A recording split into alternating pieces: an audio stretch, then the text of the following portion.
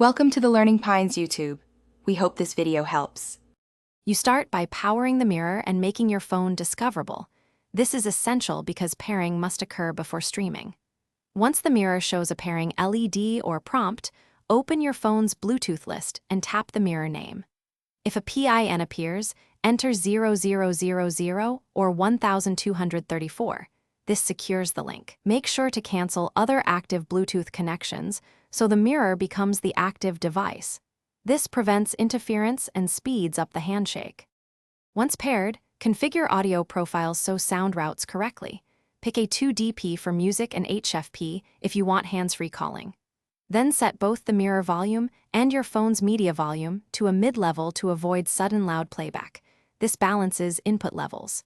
Make sure to grant the mirror permission to access contacts and media, otherwise call ID and playlists won't appear.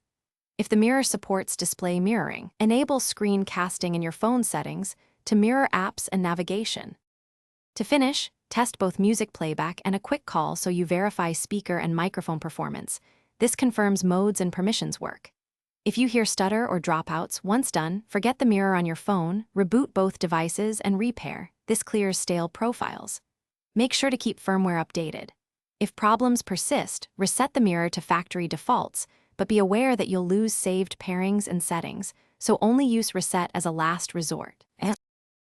Thanks for watching. Consider subscribing if we helped you.